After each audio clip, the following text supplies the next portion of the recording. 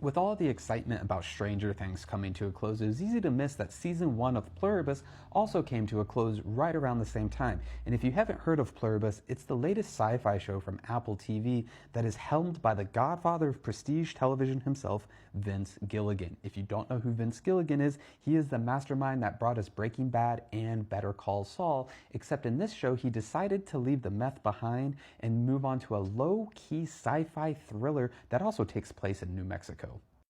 Pluribus got off to a fantastic start in its first episode. A lot happened, and it just shows that Vince Gilligan really knows what he's doing with writing and when he's hiring his directors, because the blocking, staging, camera work, production design, all of this was just amazing. There was one shot, particularly in the ER, kind of like right here, that I saw that blew me away. You don't typically see shots like this at all, let alone in a television show. But unfortunately, like me, a lot of other people noticed that the show got real slow and boring after the first episode. If you haven't seen the show, the whole premise is that a mind virus takes over the whole world, and when you are infected by it, you become part of a collective hive mind.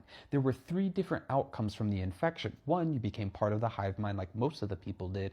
2, some people died like Carol's girlfriend, or 3, they were immune to it like Carol herself. And there's about 12 people who are immune to it, and then they kind of find each other and Carol rubs them all the wrong way. And this raises really interesting philosophical questions at a level Breaking Bad and BCS never really covered, and that is it better to forfeit autonomy, personal free will, in favor of peace and collective happiness? And Carol more firmly falls into the camp of she wants to maintain her autonomy, and she is constantly bent on trying to undo what has happened, even though everyone is quote unquote happier.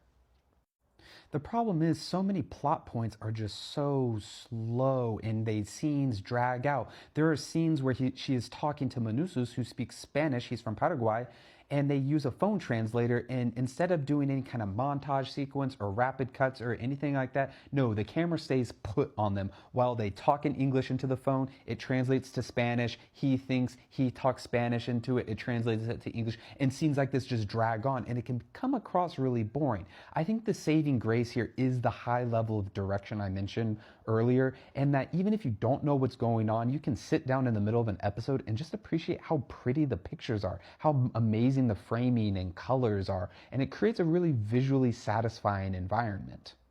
The way season 1 ended with her getting the atom bomb leads me to believe that they conceptualized season 1 as more of an extended prologue, and that's why Gilligan made us marinate in her long, lonely, drawn-out sequences so much, so that we could really understand her psychology, understand her loneliness, understand her temptation when she started sleeping with Zosha, and then understand her refutation when she learns that they have found a way to infect her, and she doesn't want that, so she goes back to Manusus so they can devise a plan to undo what is happening. This is a really intense ideological battle happening in an environment I can't really relate to in any other TV or movie format, with just this idea of a benevolent collective hive mind that is oppressive in the sense that it wants everyone to join it, and it doesn't exactly respect others' free will.